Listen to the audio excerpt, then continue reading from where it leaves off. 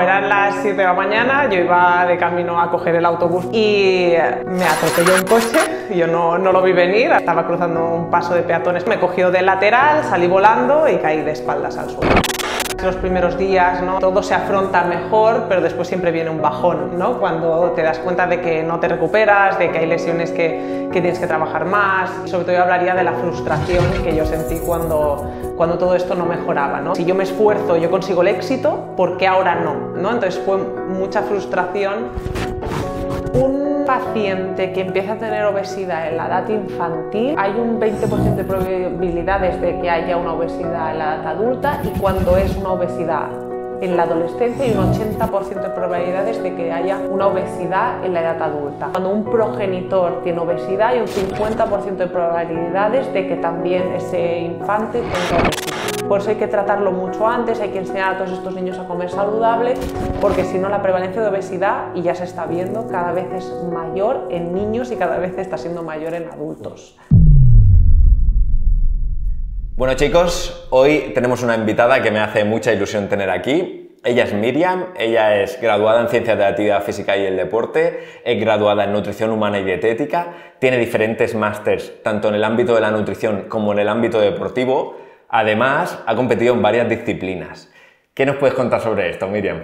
Bueno, primero de todo, encantada de estar hoy aquí. Estoy un poco nerviosa, intentaré hacerlo lo mejor posible. En mi ámbito más de mis hobbies y mi tiempo libre, he competido tanto en gimnasia rítmica, en gimnasia estética, también competí en culturismo. Últimamente estoy haciendo CrossFit y he hecho más competiciones en ámbito más amateur, y también he hecho algunas carreras de obstáculos. Entonces, mi vida deportiva es un poco extensa también, pero siempre estaba muy vinculada a esa parte mía deportiva que me encanta. Vale, perfecto. Aparte de esto, yo soy conocedor de que has tenido un momento un poco duro hace relativamente poco, ¿no? Tuviste un accidente, un atropello, para ser más exactos. Ibas de camino al trabajo. Sí. Y estabas pasando por un paso de cebra y ¿qué pasó? Cuéntanos un poco. Bueno, eran las 7 de la mañana, yo iba de camino a coger el autobús para ir a Barcelona, pues estaba haciendo una formación allí y me atropelló un coche, yo no lo vi venir, al final estaba cruzando un paso de peatones, pero estaba ya en el segundo carril, o sea, llevaba un rato, y bueno, me cogió del lateral, salí volando y caí de espaldas al suelo. Vale, y claro, para que la gente se ponga un poco en contexto, o sea, tú eres una persona súper saludable, intentas cuidarte lo máximo posible. ¿Llevas practicando deporte desde qué edad? Desde bueno, al final la piscina empecé a 3 años, pero más a nivel competición a los 6, a lo mejor. Vale, ¿y qué es lo primero que te pasa por la cabeza cuando tú sientes que alguien te ha atropellado y qué se te viene a la mente?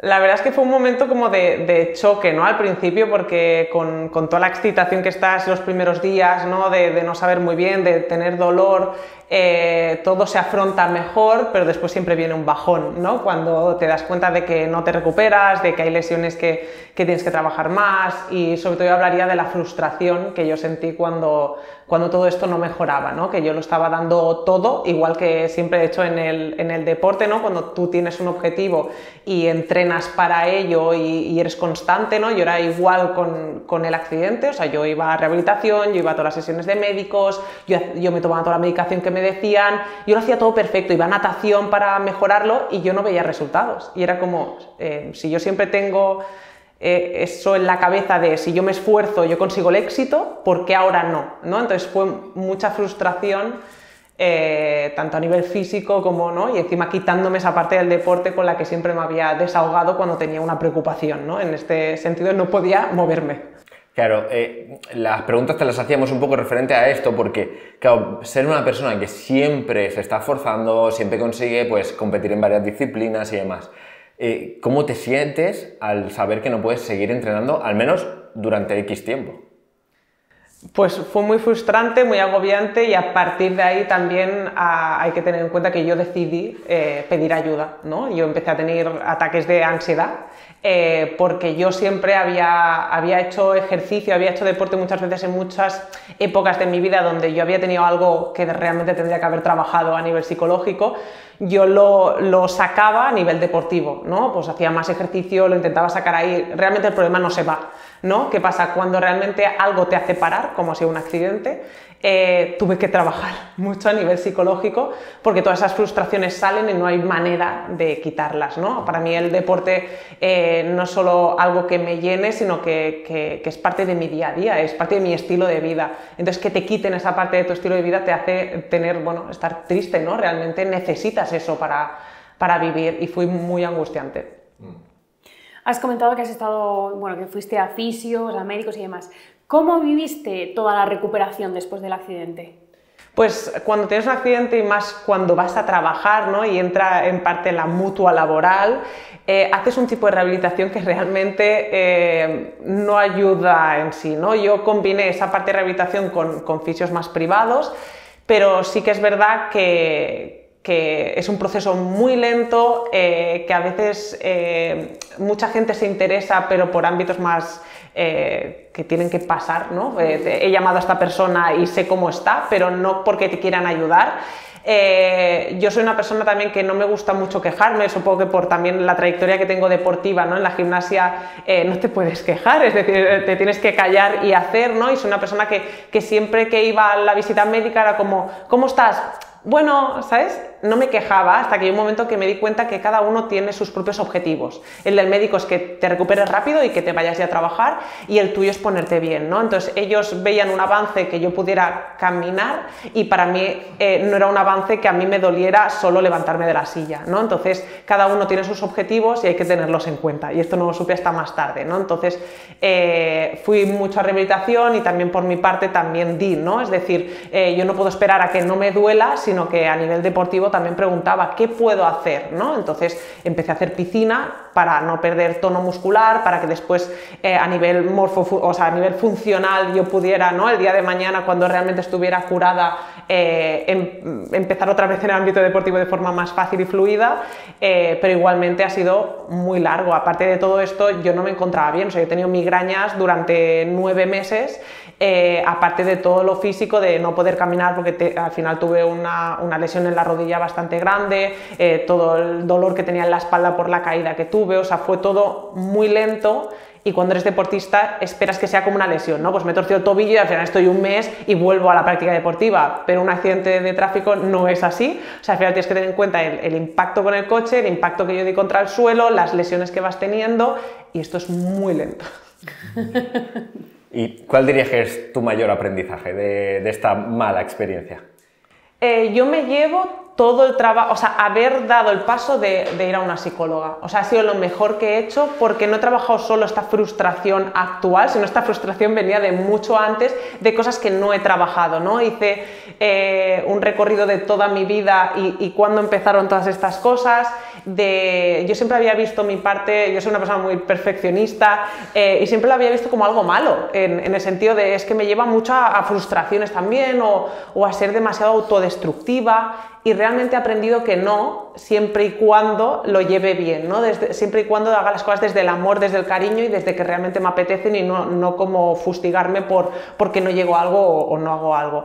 Y realmente gracias, ¿no?, al accidente empecé con una psicóloga, he aprendido mucho en este tiempo y me llevo todos esos aprendizajes que saqué de ello. En el accidente, bueno, me di cuenta de cómo era, ¿no? y de cómo puedo ayudarme en otro momento que tenga alguna cosa también así, porque al final la vida también nos va a dar choques en este sentido y cosas malas, pero no nos podemos frenar o quedarnos ahí, sino que tenemos que saber vivir igual. Y ahora, después del accidente, ¿cuánto tiempo ha pasado ya? 1 año y 4 meses. Vale. Entonces, ¿ahora ya dirías que estás al 100% después del accidente o te ha quedado alguna secuela? Ahora mismo llevo un tiempo que me encuentro bastante bien y creo que estoy 100% recuperada en ese sentido. Sí que es verdad que al final nos vamos haciendo más mayores y quieras o no tienes dolores, y a veces los dolores de rodilla, ¿no? ¿no? Esto me duele de la lesión o me duele de que realmente hice un entreno muy fuerte, ¿no? Pero podría decir que sí, que ahora ya estoy bien, pero claro, ha tenido que pasar 1 año y 4 meses para encontrarme realmente bien. ¿Y algún mensaje que quieras transmitir a las personas que están 100% saludables y que aún así no quieren ir a entrenar o no les apetece, o algo que quieras transmitir de todo este aprendizaje? ¿A las que no quieren o a las que tienen una lesión y les paran? No, a los que no quieren, ¿no? O que dicen, buah, ya lo dejaré para mañana, ¿sabes? El entrenar. El entrenar se tendría que tomar como una inversión en salud. A veces no apetece, pero realmente, igual que cuidamos nuestra alimentación, igual que vamos a trabajar y a veces no apetece, el entrenamiento debería tomarse así. Es una inversión a largo plazo. Una inversión de salud y al final a largo plazo que te tomarás los fármacos bien y ahora mismo no estás haciendo ejercicio para prevenir todo esto. Sí que es verdad que en este sentido es complicado y el mensaje no es, ¿no? Ahora mismo todo el mundo habla del entrenamiento perfecto, no hay que combinar fuerza con ejercicio aeróbico, pero ¿qué pasa cuando todo esto no te gusta? Y es que no tienes que hacer el entrenamiento perfecto, tienes que hacer el entrenamiento perfecto para ti. ¿No? Entonces sería buscar aquello que realmente te guste, aquello que realmente te llene. A lo mejor hay épocas de tu vida donde no te va a llenar lo que estás haciendo, pero tienes que hacerlo. A mí ir a nadar, en ese momento donde yo estaba así, no me gustaba. Yo a 5 grados en la calle no me apetecía nada ir a la piscina y yo lo hacía porque era mi inversión en salud. Y yo muchos días iba llorando a natación porque pensaba, es que no quiero hacer rehabilitación, no quiero ir a natación, lo único que quiero es poder caminar sin dolor. Y yo iba igualmente, porque sabía que eso me ayudaría a largo plazo. Pues le transmitiría el mismo mensaje a la gente, ¿no? Que a veces hay cosas que no nos apetecen hacer, pero que realmente empezándolas a hacer seguramente encontremos algo que nos guste, ¿no? Pues que me gusta bailar, ostras, sácale provecho a eso. Ves a clases de baile, aprende, muévete más, ¿no? Pues sería algo así. Y una vez tú empiezas a moverte más, seguramente tu cuerpo y tu mente te piden moverte más. Pues me apetece estar más activo, ir a andar, y no todas las épocas son iguales. Hay épocas que no vamos a poder invertir tanto en salud y tanto en actividad física o en cuidarnos, pero hay otras que sí, aprovéchalas. Perfecto. Vale, no lo he dicho en la introducción, pero actualmente estás trabajando de nutricionista en el sistema sanitario. Entonces, todos somos conocedores de que el sistema sanitario está colapsado en cuanto a enfermeros, médicos, etc. Entonces, ¿en qué punto se encuentra de saturación a nivel de nutricionistas? Pues a nivel de nutricionistas estamos en todo lo contrario, podríamos decir. Es un sector que hay en muchos hospitales que ni está. Entonces, que esa figura de dietista nutricionista no existe. Hay en otros hospitales que sí, pero realmente nuestra representación es muy baja. Pero hay una parte buena a todo esto y es que en 2021-22 el perfil de dietista nutricionista entró en los CAPs. ¿Vale? Entonces, estos dietistas nutricionistas se encargan de hacer educación nutricional a la población, pero también trabajan en algunas patologías que sus patologías están relacionadas con la nutrición, hacerles un seguimiento, una educación y poder ayudarles en todo este proceso. Entonces, como ves, hace relativamente poco que este perfil está presente porque la Agencia de Salud Pública de Cataluña ha pagado, bueno, ha puesto dinero para que estemos presentes también aquí. Entonces, gracias a esto también se está dando más valor a la nutrición. Pero nosotros, es complicado si el sistema sanitario está colapsado que nosotros tengamos un papel porque no se nos da tanta importancia, pero cada vez se nos está dando más y eso es como algo a largo plazo que se ve mejor. Sí, es un buen comienzo, al menos. ¿Cómo es tu día a día en el trabajo en el sistema sanitario como nutricionista? Tenemos diferentes funciones, ¿no? En el sentido, por ejemplo, de planta de hospitalización, pues pasamos un cribaje nutricional a todos los pacientes. A partir de pues si este cribaje sale positivo, pues vamos a valorar a los pacientes, les ayudamos tanto en la nutrición, tanto la que pueden hacer vía oral o si le hace falta una nutrición vía enteral, también la adaptamos y hacemos como el seguimiento y la progresión a nivel nutricional, ¿no? Pues un paciente a lo mejor también que tiene disfagia y que tiene que adaptar la dieta en cuanto a textura, también lo hacemos.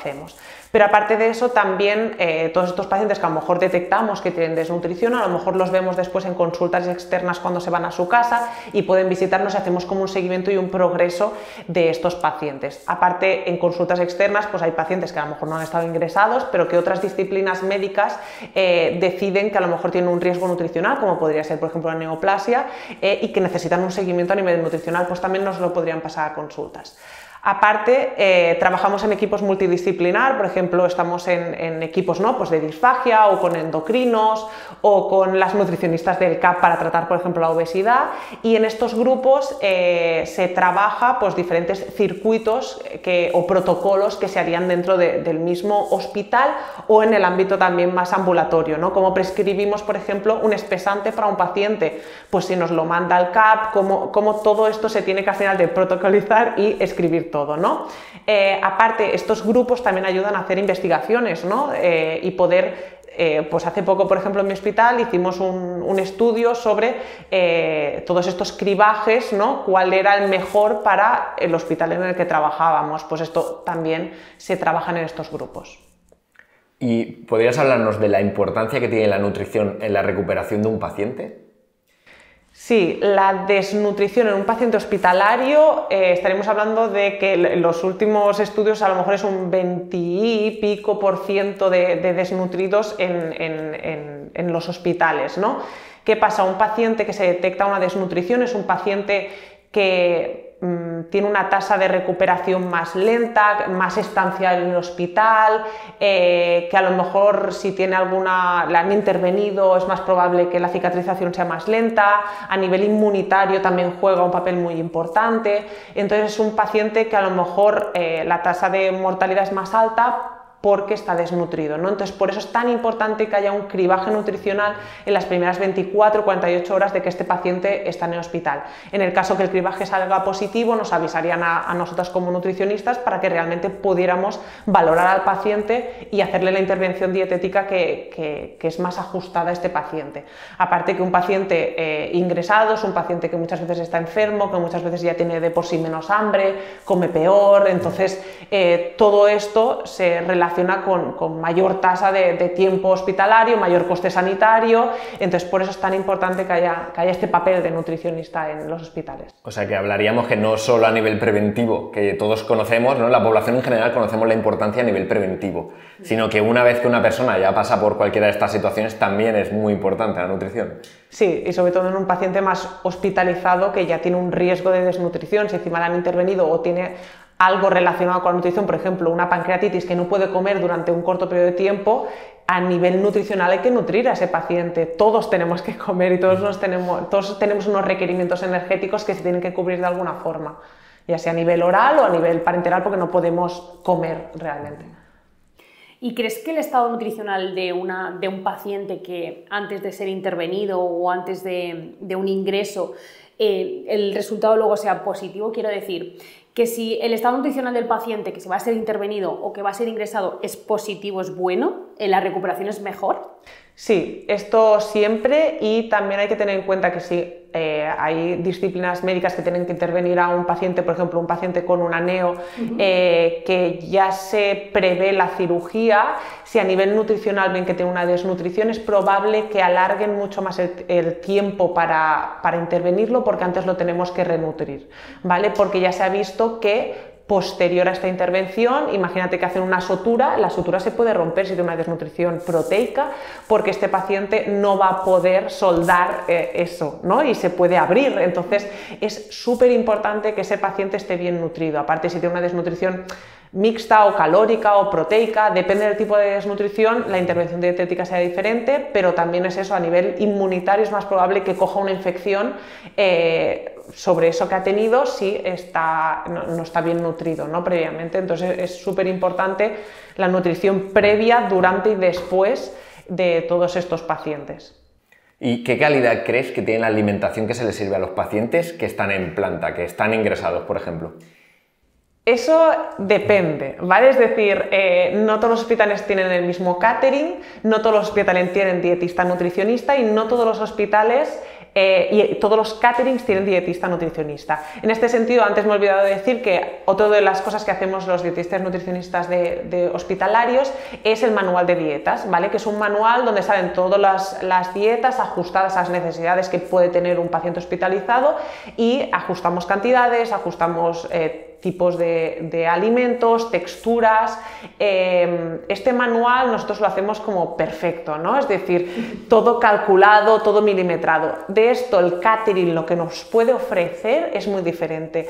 Y en este sentido hay que tener en cuenta que el coste de una dieta hospitalaria en el ámbito público es por día de unos 3-4 euros. 3-4 euros por día por paciente es muy poco, entonces el consumo de alimentos más ultraprocesados son muy baratos, entonces van a estar presentes. Entonces, por mucho que haya dietistas nutricionistas, pensar que nosotros luchamos para que esa dieta sea lo más saludable posible. El catering lucha para que la dieta sea lo más saludable posible, pero a veces no es posible con ese precio, ¿vale? El coste de los alimentos está subiendo, el coste de las dietas no está subiendo, entonces aquí hay que pedir, más allá de un dietista nutricionista, hay que pedir que haya más dinero invertido para que realmente podamos jugar con más alimentos saludables. Claro, porque entiendo que esa calidad o esa percepción organoléptica del alimento en cuestión hace que el paciente coma más o menos y se recupere mejor o peor, ¿no? Exacto. Al final que la dieta, ¿no?, te guste, sea más apetecible, ¿no?, tenga una textura, un sabor que te guste, va a hacer que comas mejor. Pero también hay que tener en cuenta, y en este sentido quiero remarcar, que un hospital no es un hotel. Un paciente que ingresa y que en su casa no comía fruta y verdura, en el hospital le van a dar fruta y verdura. Entonces ese paciente va a decir, esa dieta no me gusta, pero no es porque no le guste, es que en su casa no estaba ya acostumbrado a comer bien y en el hospital tampoco va a comer bien. Esto lo primero, y segundo, que hay patologías o momentos cuando un paciente está ingresado que a lo mejor tiene que llevar una dieta sin sal, una dieta sin grasa, una dieta triturada. Entonces el paciente te va a decir, es que esta dieta no me gusta.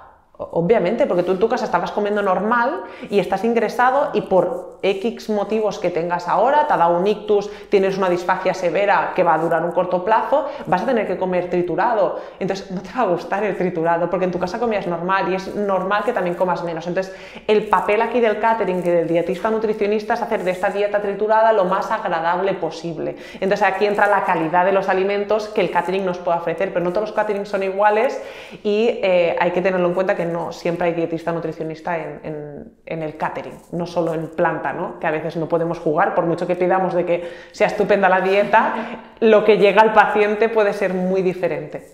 Claro, yo creo que esta información es súper importante porque las personas vamos al hospital cuando tenemos algún familiar ingresado y la gente solo hace que quejarse, ¿no? Y no ve toda la parte que hay detrás, que es todo esto que estás comentando. Vale, saliendo del tema este de la alimentación en planta, ¿en qué te estás especializando últimamente o en qué estás especializada ahora mismo? Bueno, a mí me cogieron justamente para el servicio de obesidad y cirugía bariátrica, también paso consultas sobre temas más digestivos y en el ámbito más personal, ¿no?, que aparte de dedicarme al tema hospitalario, también me dedico al ámbito deportivo. Vale, perfecto. ¿Y dirías que es favorable o no es favorable que todo esté tan protocolizado dentro del sistema sanitario a nivel de alimentación? Yo creo que es un beneficio por el tema del cribado nutricional, ¿no?, que he comentado. Si al final hay tanto porcentaje de pacientes que están desnutridos, es también que esté protocolizado para que podamos detectar de forma precoz que un paciente realmente está desnutrido y podamos intervenir a nivel nutricional.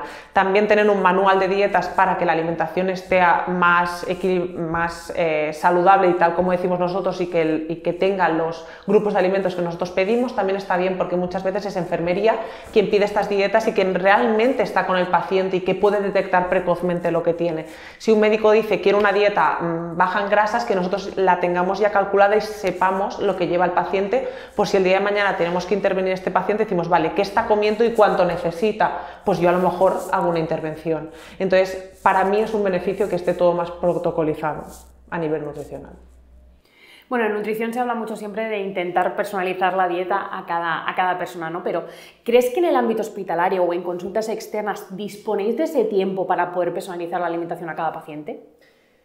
A nivel hospitalario no tenemos tanto tiempo. Piensa que una visita en mi hospital, porque esto cada hospital acaba consensuando cuánto tiempo tiene, ¿no? Una primera visita son 30 minutos y un seguimiento son 15, ¿vale? En 30 minutos tú tienes que hacer la valoración nutricional del paciente, hacerle un registro de 24 horas de lo que ha comido, puede que hacer un cálculo calórico de lo que necesita, hacer una valoración del paciente, revisar sus analíticas y darle las recomendaciones nutricionales. Entonces, en ese tiempo no te da tiempo a preparar una dieta específica y personalizada para ese paciente. Lo que puedes hacer y con el material que tienes, que previamente has preparado, es adaptarle en ese momento las indicaciones para ayudarle con esa alimentación.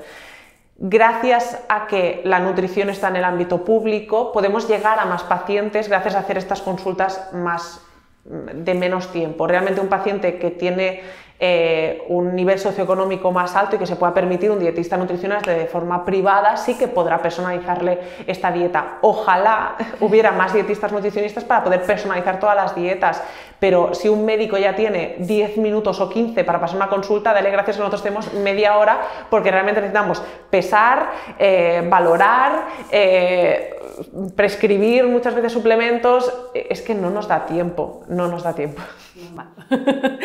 ¿Crees además que muchas de las enfermedades crónicas que hoy sufre la población se podrían evitar si hubieran más nutricionistas en atención primaria, en los centros de atención primaria? Creo, tengo sentimientos encontrados con esto, porque creo que no es nuestra responsabilidad que el paciente realmente acabe llevando una alimentación saludable. Creo que hay muchas cosas que intervienen en la alimentación, no solo que podamos ayudarles y asesorarles sobre una alimentación saludable y unos hábitos. Creo que después cada persona tiene una realidad en su casa muy distinta y que a lo mejor una persona con un nivel socioeconómico bajo, por mucho tú que le digas que coma fruta y verdura, no se pueda costear esta fruta y verdura.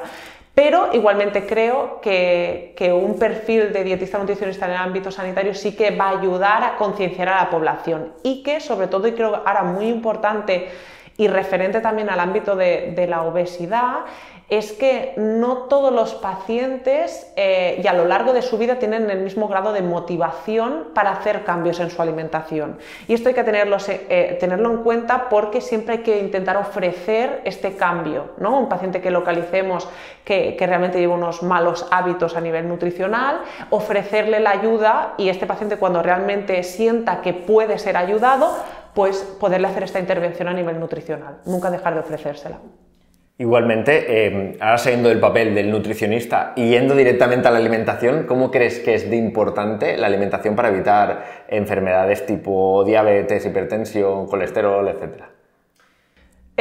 Claro, una alimentación saludable, rica en fibra, ¿no? Una alimentación más mediterránea, que podríamos decir, ¿no? Con pescado azul, con estas fuentes de grasas saludables, ayuda a prevenir el síndrome metabólico, ¿no? Que sería esta tríada que has dicho de hipertensión, diabetes, hipercolesterolemia, ¿no? Entonces, al final, llevar una alimentación saludable ayuda a no llegar a desencadenar todo esto y, sobre todo, mantener un peso saludable, evitando el sobrepeso y la obesidad. Ayudamos a que no estén este tipo de enfermedades. Sí que es verdad que, aunque tengas un peso saludable, si no comes bien, es también probable que tengas, por ejemplo, dislipemia, ¿no? Entonces hay que tener todo un poco en contexto, porque al final el exceso también de tejido adiposo, a lo mejor tú tienes un IMC normal, pero tienes un índice de grasa muy alto, y también va a desencadenar en todas estas patologías. Al final, llevar una alimentación saludable, mantener el peso saludable, hacer ejercicio, hace que no llegues a tenerlas. Vale, has comentado que también es importante el nivel de grasa, ¿no? Y aquí quería enfocar yo un poco, tú actualmente también estás en el mundo alrededor de la cirugía bariátrica, ¿no? Vale, ¿nos puedes explicar un poco en qué consiste la cirugía bariátrica? Sí, antes de esto poner en contexto, ¿no?, que hay la obesidad mórbida, ¿no?, que es una persona con un índice de masa corporal muy alto, después hablaremos de ello, que es una persona, bueno, la obesidad en sí es una patología crónica, es multifactorial, ¿no?, y sobre todo se relaciona con una persona con un porcentaje de grasa muy alto. Estas personas, por ese porcentaje de grasa muy alto, tienen ciertas patologías, comorbilidades, ¿no?, asociadas, ¿no?, las que has dicho tú antes, ¿no?, estas tres, pero aparte pues tienen apneas del sueño, también tienen hígado graso no alcohólico, sufren también muchas a nivel psicológico, ¿no?, de ansiedad, están más relacionadas. estas y también tienen muchas veces una baja calidad de vida, ¿no? Porque a nivel funcional no se pueden mover igual que otras personas.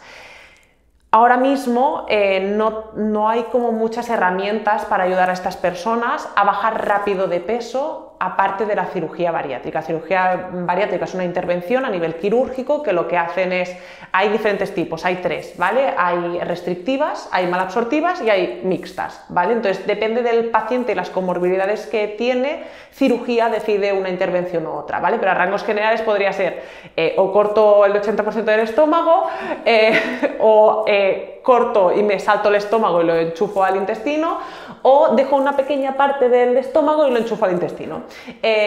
Todo esto obviamente a largo plazo da consecuencias, pero lo que hace es que el paciente ingiera menos comida y por lo tanto baje muy rápido de peso. Gracias a bajar muy rápido de peso, ayuda a que todas estas comorbilidades, muchas de ellas desaparezcan y gane calidad de vida y mayor prevalencia de vida a largo plazo, que no tenga todos estos riesgos a nivel cardiovascular que el día de mañana le puede dar pues, una insuficiencia cardíaca y que el paciente no tenga tanta calidad de vida. ¿Y qué opinión tienes sobre estas cirugías? Creo que en los pacientes que realmente puede haber una prevención en el riesgo cardiovascular y que ganen calidad de vida y ganen años de vida, estoy a favor de estas cirugías porque ahora mismo no hay otro tipo de intervención, ¿vale? Son pacientes que llevan muchos años con obesidad. La obesidad es una enfermedad crónica, es decir, es una enfermedad por decirlo de una manera, que vuelve, es decir, que por mucho que bajemos de peso volverá a subir otra vez, y en pacientes con obesidad mórbida ya es un peso muy peligroso que el día de mañana puede esa persona ya no estar aquí. Entonces lo veo un beneficio para estas personas. Pero por otro lado hay personas que ahora mismo pueden costearse, irse a Turquía y hacerse una cirugía bariátrica y que normalmente son personas que a lo mejor lo hacen más por estética, ¿no? Y que a lo mejor tampoco tienen un índice de masa corporal muy alto y que con cambios más convencionales, como podría ser actividad física y con la dieta, sí que realmente podrían a lo mejor bajar peso y hacer cambios. Estos pacientes que realmente no quieren hacer cambios y que deciden hacerse una cirugía, a esos pacientes sí que es verdad que no estoy del todo de acuerdo en que se la hagan, porque creo que antes hay muchas cosas. La cirugía bariátrica, al fin y al cabo, en pacientes donde sí que hay un riesgo cardiovascular la veo bien, pero en pacientes que antes podrían hacer otras cosas, veo previamente muchas otras estrategias, porque una cirugía bariátrica a largo plazo, en personas que tampoco les haría falta, acaba conllevando a déficits también nutricionales, porque al final una técnica malabsortiva puede conllevar a que a la larga tengas un déficit de vitamina B12, que tengas un déficit de hierro, que al final tengas un déficit de calcio y te rompas un hueso de forma más fácil, ¿no? Es decir, depende de la persona. Entonces, ¿lo veo bien o mal? Depende. ¿Y toda persona con obesidad mórbida es candidata a cirugía bariátrica o tiene que tener unos criterios específicos? Hay unos criterios establecidos, por ejemplo, tiene que ser una obesidad de larga duración, es decir, que ya tengas obesidad mórbida durante unos 3-5 años, que haya probado dietas, pero no cualquiera, sino con un profesional, y que aunque le hayan dado resultados, después ha vuelto a recuperar el peso perdido. En cuanto a IMC, el IMC es el peso dividido entre la talla al cuadrado, tiene que tener más de 40 si no tiene comorbilidades, o con comorbilidades pero más de 40, pero a partir de 35 con 2 o más comorbilidades como hipertensión, diabetes, apneas del sueño, hígado graso, reflujo gastroesofágico también entraría.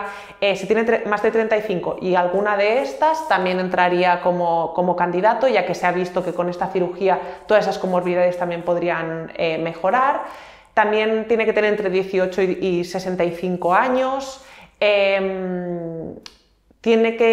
no puede tener hábitos tóxicos, es decir, son personas que no, en el momento donde les van a operar y previamente tienen que demostrar que no fuman y no beben y no se drogan. También son personas que psicológicamente y psiquiátricamente tienen que ser capaces de entender todo lo que implica una cirugía bariátrica, que puedan hacer todos los cambios previos y posteriores a la cirugía bariátrica y tienen que firmar un contrato terapéutico conforme están predispuestos a hacer todos esos cambios. Y también son personas que no tienen que tener ninguna patología a nivel psiquiátrico, es decir, un trastorno por atracón activo no entraría en candidatos. Sí que es verdad que pueden haberlo pasado y estar de alta, por eso previamente a una cirugía bariátrica también se pasa un control a nivel psiquiátrico para ver que esa persona sea apta para esa cirugía y no tener patologías que a nivel, cuando le hagan la anestesia, puedan conllevar un riesgo para esa persona.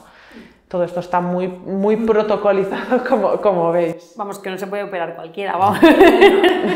Aquí no. Perfecto. Y desde la consulta de nutrición, ¿cómo abordáis el preoperatorio de estas cirugías bariátricas?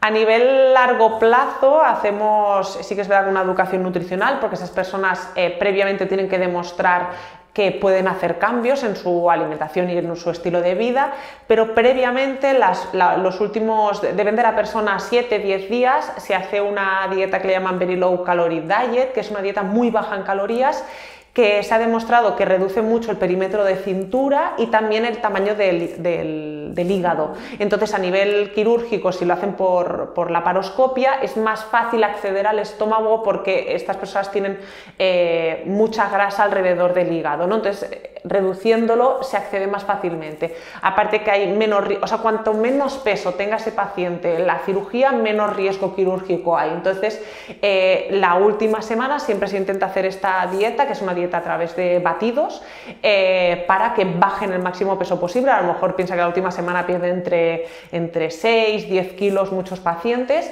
para llegar a esa cirugía lo mejor posible. Creo que también se hacen sesiones grupales, ¿no? Antes de empezar, creo que el preoperatorio y todo esto.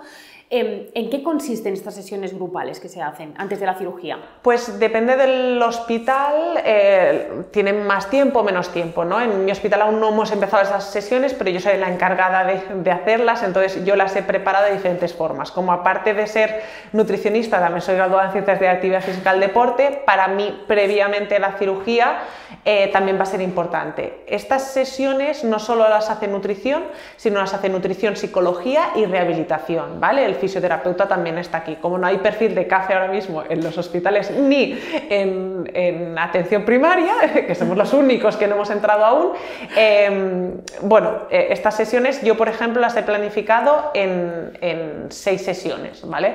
En las cuales la primera, obviamente, la introducción a la cirugía bariátrica. Estos pacientes tienen que saber a lo que se van a someter y los cambios que va a haber a lo largo de su vida a partir de esa cirugía. Una de hábitos saludables, ¿no? A nivel de nutrientes, de macronutrientes, qué son, cuáles son mejores, peores, ¿no? El tema de los azúcares sencillos, del tipo de grasas, ¿no? Porque no todas las grasas son iguales, la calidad que tienen. Otra de compra saludable y etiquetado nutricional. Otra de cómo confeccionar tu menú saludable para que estas personas aprendan realmente a distribuir su semana y puedan ir a comprar y hacer su lista de la compra de forma autónoma.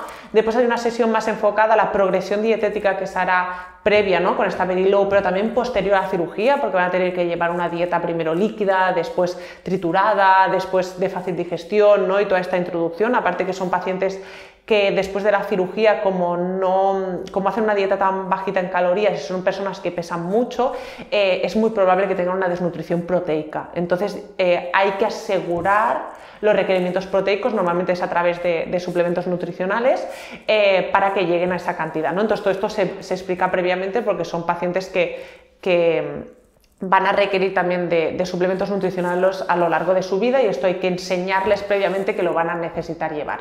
Y después, a través de estas sesiones, a la vez psicología hace las suyas y yo quiero empezar a hacerles la de la actividad física, ¿no? Entonces que después de cada sesión que hagan, ¿no? con nutrición, con psicología, que hagan una parte deportiva, ¿no? Intentar pues tener unas gomas y enseñarles que en casa con poquito tiempo pueden empezar a moverse, ¿no?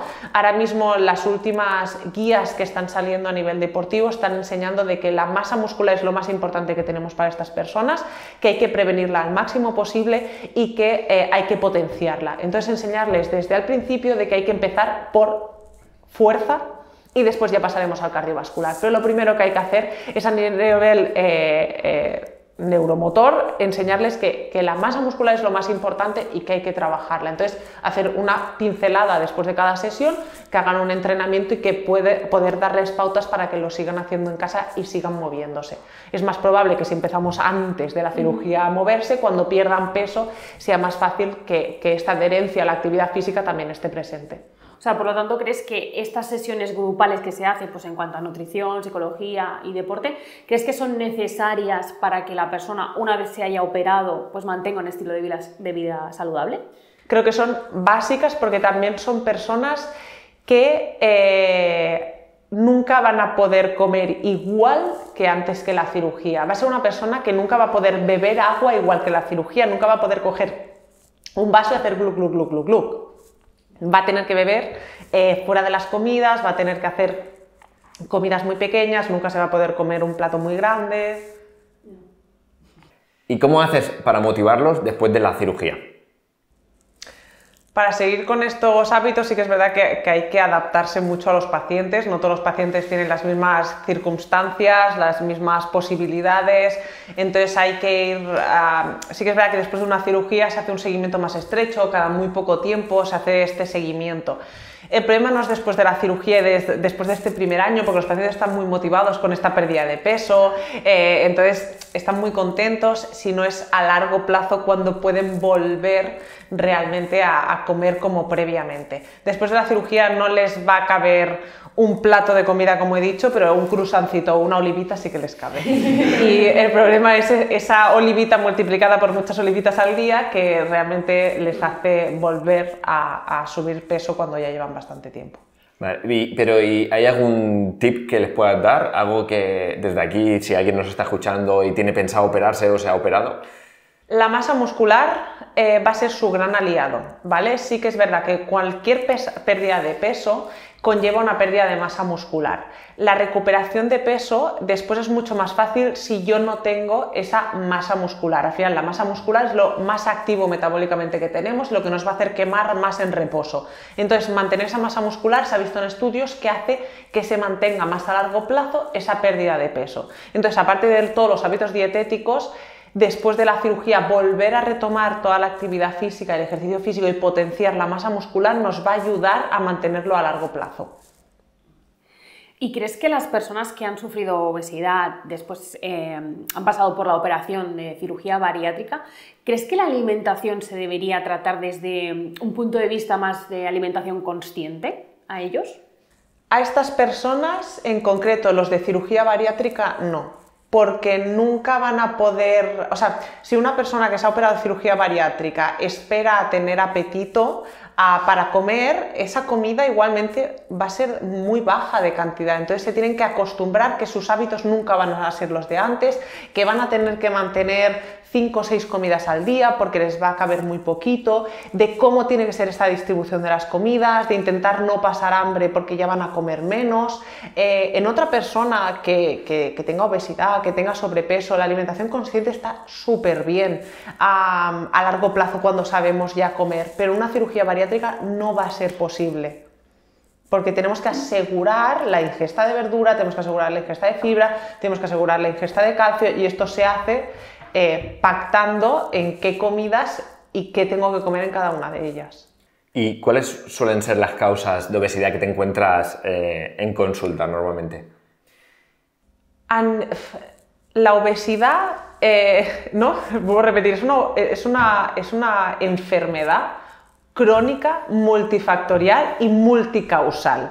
Es decir, puede ser desde la edad, por ejemplo, ¿no? Cuando entramos en menopausia que nos haga subir de peso, puede ser que nuestra madre cuando estaba embarazada de nosotros tuviera obesidad y hay más prevalencia que yo tenga obesidad, puede ser los hábitos de mi niñez que me hicieran que tuviera obesidad de niño y acabe con obesidad de mayor, puede ser la toma de fármacos también, patologías psiquiátricas también, puede ser que haya tenido una lesión y me haya tomado corticoides durante largo plazo que me han hecho subir mucho de peso, puede ser una depresión también que me haya hecho aumentar de peso, una diabetes gestacional que después me ha costado mucho bajar de peso, puede ser a nivel endocrino, ¿no? Que tenga una disfunción a nivel tiroideo que me haga aumentar de peso, pueden ser malos hábitos, ¿no? Vivir en un ambiente a nivel sociocultural bajo, que tengo bajos recursos y no puedo acceder a este tipo de alimentos. Puede ser que mi hambre, ¿no? Hay diferentes tipos de hambre, ¿no? La que viene a nivel, a nivel más fisiológica, ¿no? Que más relacionada con la leptina, ¿no? Que me hace tener este apetito, este hambre y que me hace comer. Después hay un hambre más emocional que va más relacionada con la dopamina, ¿no? Este hambre de lo que me apetece y que realmente lo que me estoy comiendo me gusta. Y después hay un hambre más conductual, ¿vale? En el cual si yo paso por delante de una panadería y digo, qué bien huele a croissant y a mí me apetece comprarme un croissant, yo tengo la elección de decidir si quiero comprarlo o no, ¿no? Entonces, teniendo en cuenta estas tres hambres, a nivel obesidad, muchas veces el hambre fisiológica está desregulada, ¿no? Y este hambre más emocional o más conductual también me hace tener otro tipo de comportamientos, ¿no? Entonces, hay tantos factores, también el sueño, por ejemplo, también está muy relacionado, el tema del estrés crónico. Entonces, la obesidad no se puede tratar como tienes que bajar de peso, o sea, tienes que comer menos y moverte más, porque la obesidad entra, una persona a lo mejor no es por comer más que ha llegado a tener obesidad, comer más es un síntoma, pero no es la causa de la obesidad. Y hay que buscar la causa para poder ayudar a esta persona. Imagínate una persona que está trabajando por turnos, está durmiendo mal y eso le hace tener desregulada su hambre y comer mucho más y ha aumentado de peso en cosa de pocos meses 10 kilos, ¿no? Cuando ya partía de un cierto sobrepeso. Es probable que ya tenga obesidad. A esta persona no le podemos decir, no, es que muévete más y come menos.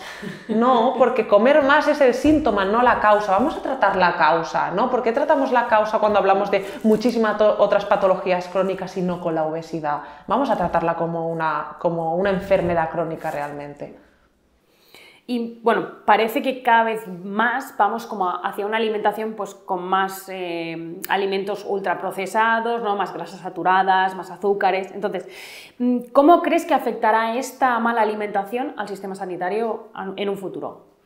Claro, la prevalencia de enfermedades relacionadas con este consumo de ultraprocesados ya se está viendo, ¿no? También el exceso de peso, el sobrepeso, la obesidad, también está muy relacionado con 13 tipos de cánceres, ¿no? Hay más prevalencia de cáncer, insuficiencia renal, todo esto genera un coste sanitario muy grande, ¿no?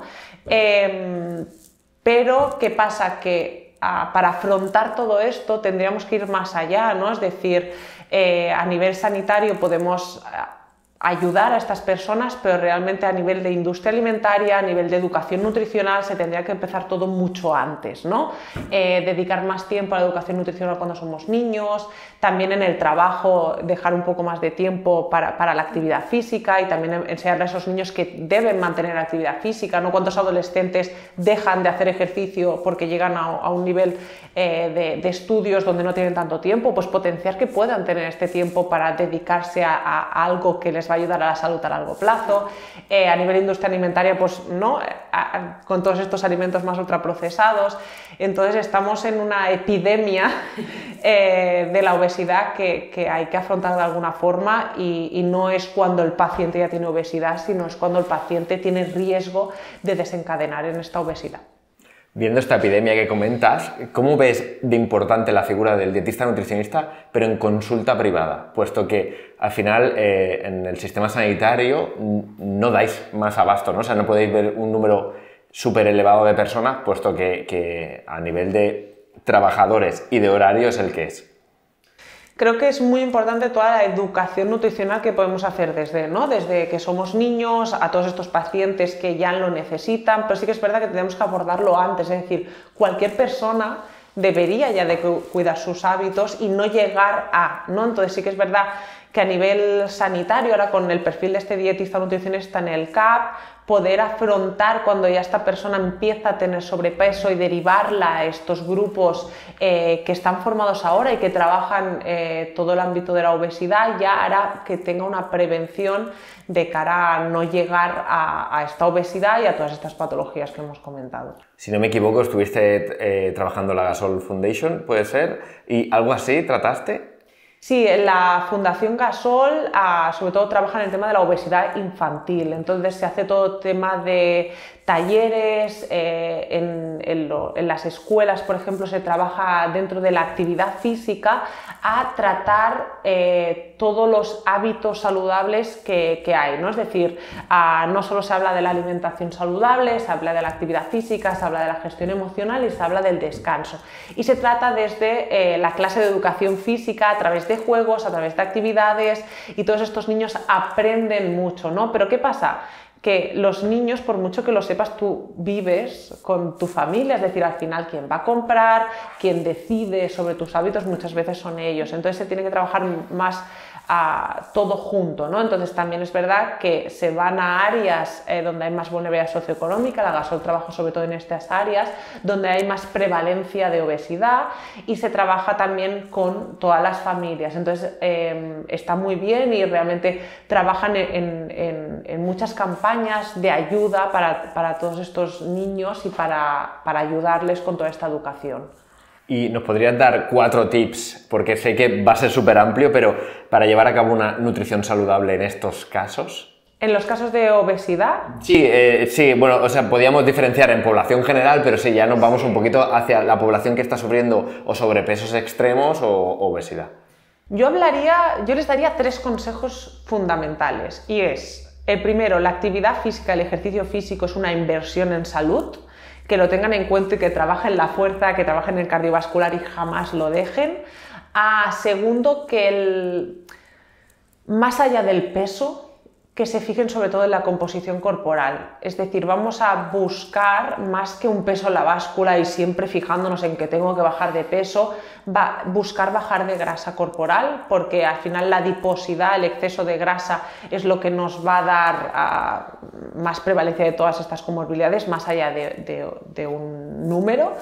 Y tercero, que la obesidad a nivel poblacional, a nivel de salud, está muy estigmatizada, está muy discriminada, y que no tengan miedo a pedir ayuda, que realmente si necesitan y están motivados, que la pidan, porque se la van a dar, pero sí que es verdad que tenemos que tener en cuenta que estas personas muchas veces están muy discriminadas, están muy señaladas, y que muchos sanitarios, por desgracia, les van a decir que bajen de peso.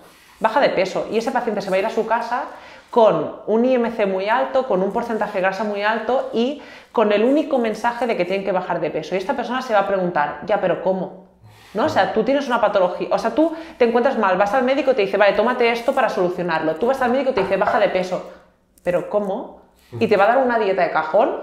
No. Entonces tenemos que ayudar a ese paciente a darle la mano para que realmente haga estos cambios cuando él realmente se sienta preparado y tenga la motivación para hacerlo. Entonces le daría estos 3, ejercicio físico, que no se fije solo en el peso y que pida ayuda si realmente quiere cambiar estos hábitos, porque se la vamos a dar. Sí, porque yo creo que no hace falta ir al médico para que te digan hay que bajar de peso, ¿no? O sea, entiendo que ese paciente ya lo sabe antes de ir al médico. El paciente con obesidad es un paciente con mucha frustración, ¿vale? Porque es un paciente que habrá intentado muchas veces bajar de peso, que habrá bajado de peso, pero que lo habrá vuelto a recuperar, y que encima en el médico no van a parar de decirle que baje de peso. Entonces va a ser un paciente muy frustrado. ¿Qué pasa? Cada vez que ese paciente baja de peso, baja también de masa muscular, y cuando vuelve a recuperar el peso, lo recupera solo de grasa, porque no está haciendo más ejercicio físico para recuperar el peso.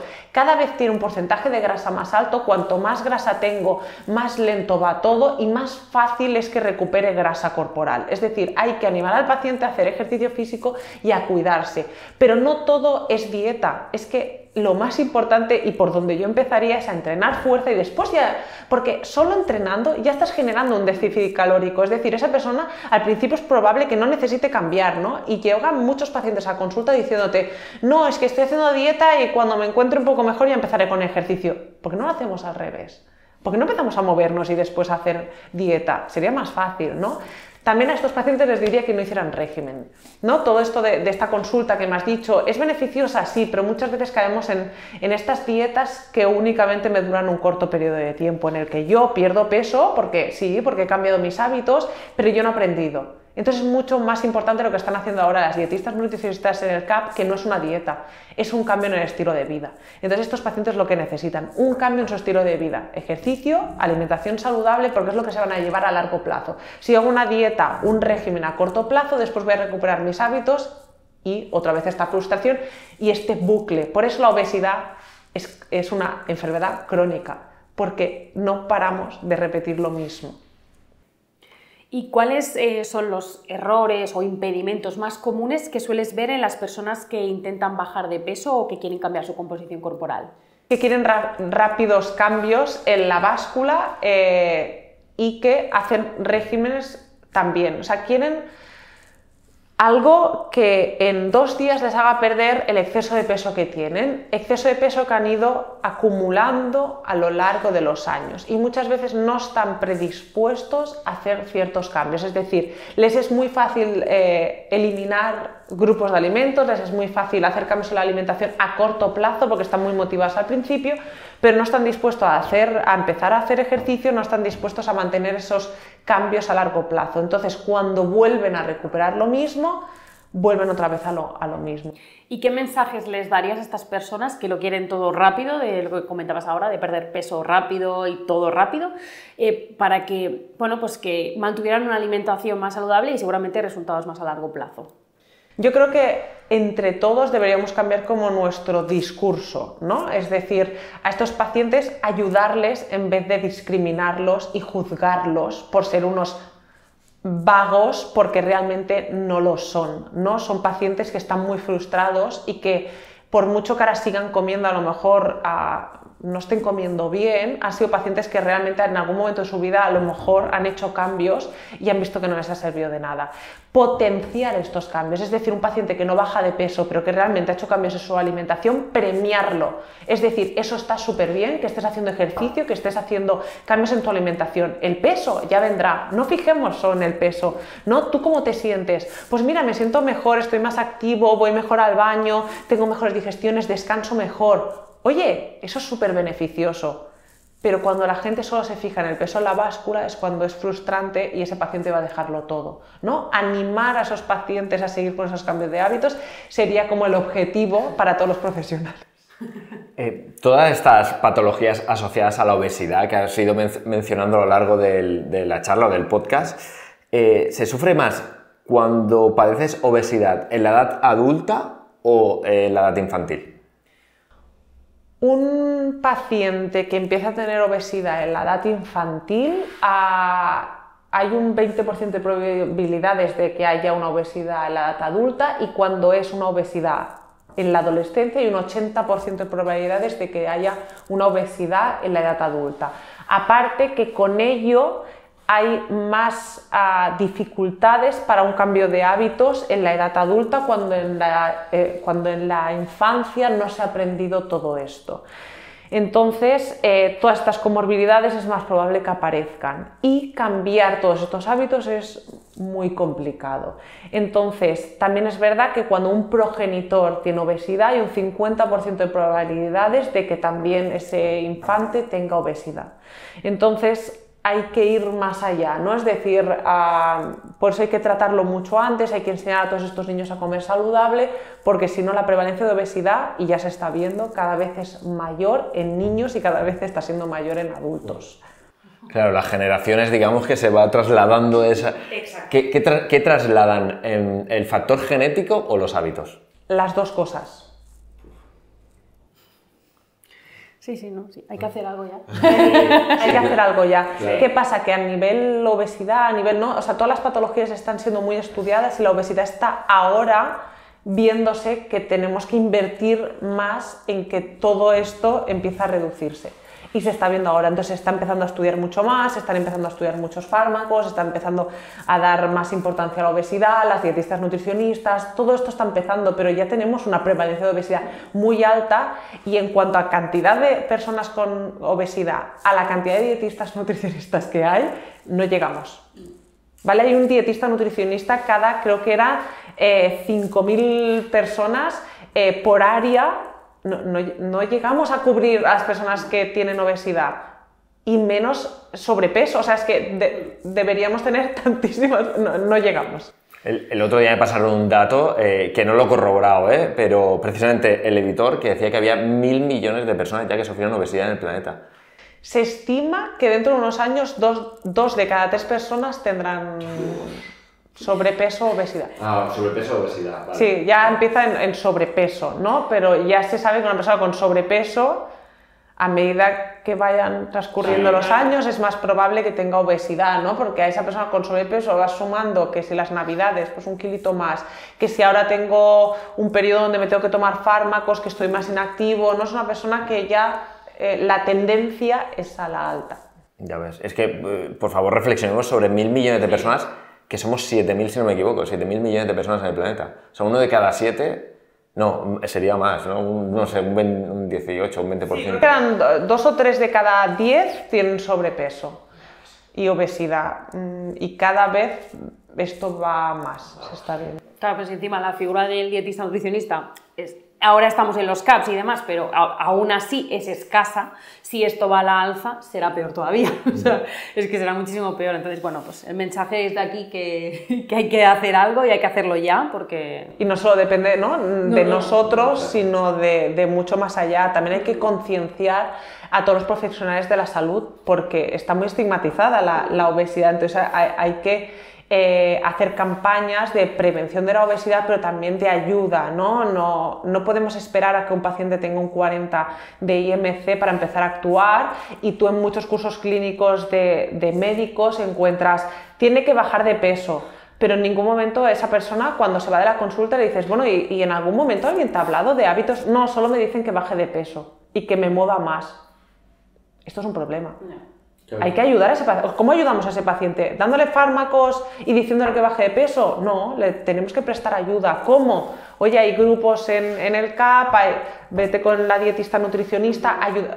Dándole pequeñas pinceladas a ese paciente que a lo mejor no está motivado, en cada consulta le tendremos que intentar dar alguna pincelada. Entonces, por eso todos los profesionales de la salud deberían estar concienciados con que la obesidad debe ser abordada, pero no solo diciéndole que baje de peso, sino intentando ayudar a ese paciente con todo este cambio de hábitos, no fijándonos en el peso, sino has hecho cambios, ay mira, pues sí, he empezado a salir a caminar, oye, pues continúa así, pero también en el entrenamiento de fuerza no has planteado, no intentar ayudarle desde todos con pequeños ímpetus. Claro, perdón, digamos que este paciente, claro, no acaba de estar del todo protocolizado porque es tan multicausal, ¿no? Que... Claro. Pero lo van a ver muchas disciplinas. Entonces, entre todos deberíamos intentar dar pequeñas pinceladas de lo que podría hacer o ayudarle para motivarlo. No todos los pacientes están motivados, pero hay que recordar que la motivación no es lineal. Entonces, ese paciente que no quiere hacer... O sea, ahora hay unas guías, las guías canadencas, que están diciendo que lo primero que hay que preguntarle al paciente es si quiere hablar de la obesidad.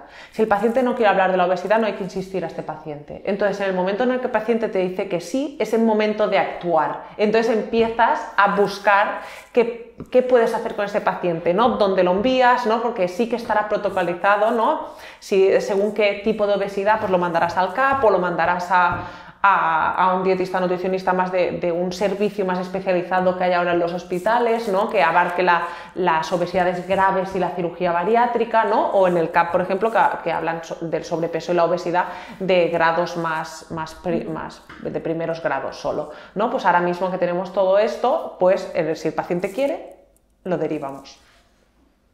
Estamos hablando mucho de obesidad, pero ¿qué opinas tú de los fármacos para tratar la obesidad como el Ozempic y los demás?